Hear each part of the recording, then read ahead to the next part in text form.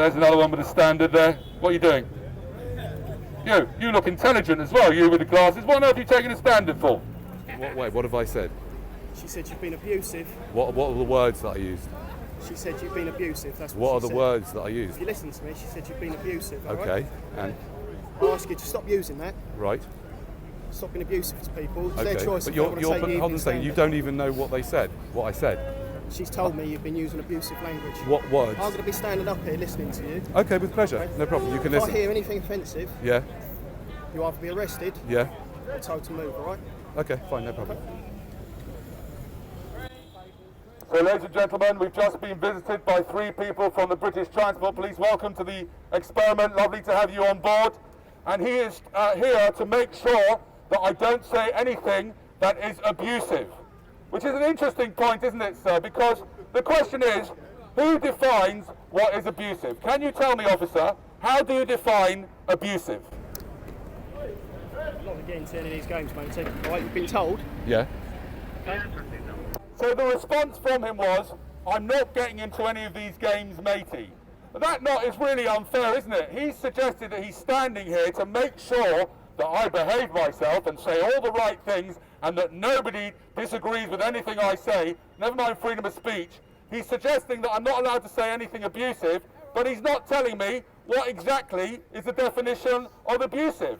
And my next question for you guys in fancy dress is, who is responsible for someone's feelings? Who's responsible for your feelings, officer? Am I responsible for your feelings, or are you? Come on, G! Sir, Yeah. take that out of my face a minute. No, okay. Just listen. Please don't get close to me. I don't like it when you get close to me. Trying to Yeah, but talk I don't to want you that close. Just stand a little bit back. Just Try and a listen little to bit back. Yeah. you. If you say anything threatening, abusive, Yeah. we have a member of the public Yeah. that complains that they feel that they're being threatened, abused, Yeah. our presence, we're going to do something about it, okay? Yeah. I've heard that. Right. Thank you. Okay. I'm going to carry on. So, ladies and gentlemen, I've just been told if I say anything threatening or abusive, they're going to do something about it. So I'll tell you what, let's change my tack. I love you all. You're all wonderful, amazing, beautiful people. You're all perfect as you are. You can take the evening standard if you want to. If you don't have to either. I love you, even if you got mixed up with a slightly strange organisation called the British Transport Police, which is paid by Network Rail, which is a little bit strange because they're meant to be serving us. Even if you try and shut down freedom of speech when what you should be doing is protecting it, I still love you and forgive you. I know from my research into psychology that when one puts on any uniform, it affects the mind. It's impossible for it not to. Look up Stanley Milgram's experiments. And so therefore, I forgive you and love you, beautiful fellow human beings, including you guys. I love you all. Social Experimentalist on YouTube. Thank you very much and have a wonderful day.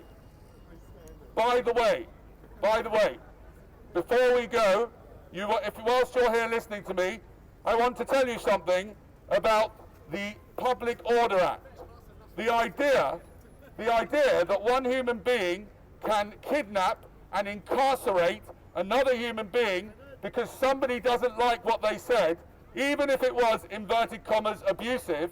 My children are often abusive towards me, understandably so. I have 3 children aged 20, 18 and 10. I wouldn't call the police if they're abusive. I learned to deal with it. Because anyway, you cannot be abusive, you cannot feel abused without your permission. If, ladies and gentlemen, someone says something to you that you don't like, what you do not understand is, what you're really getting upset with is your thoughts about it.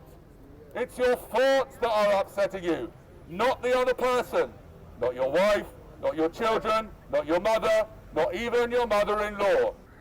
Anyway, ladies and gentlemen, just a piece of friendly advice. Always carry a megaphone and a camera in place people in strange positions of authority, illusory positions of authority, come up to you and try to control you. I want to just finally explain this point about what he just did. The police, unfortunately, have been misled to believe they have power which is completely illegitimate. And it's very, very easy to discern if it's legitimate or not, and it's simple. Here's the way. If I am not allowed to do it, then nobody is. Do you get it? So in other words, if you were to come up to me with a knife and I protect myself, then I'm entitled to do, and then I'm entitled to get the police to help me to do, right? Because I can do it myself. But if you were to say something abusive to me, I would not be entitled to put you in the back of my van, to kidnap you, to put you in front of my henchmen, to take you and put you in a cell, would I? Would I? Would that be right for me to do that if you said something that I found abusive, sir? No, of course I don't have the right to do that. These guys have been brainwashed to think that they have got some magic rights because some people voted for something. But we know from Nazi Germany that just because someone voted for something, just there was a democracy, so-called democracy, that doesn't give anybody the right to do anything that we don't all have the right to do. These police officers unknowingly are initiating violence against thousands of people, whether it be the laws of public order, all the drugs laws. All of these laws are completely illegitimate.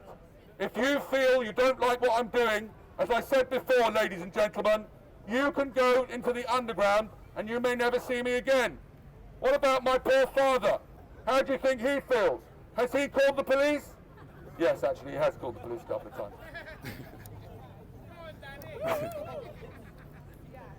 No, he hasn't really. Actually, it's the reason why I'm here is because my father never really took an interest in what I had to say when I was a kid. So if you don't like what I'm doing, contact him.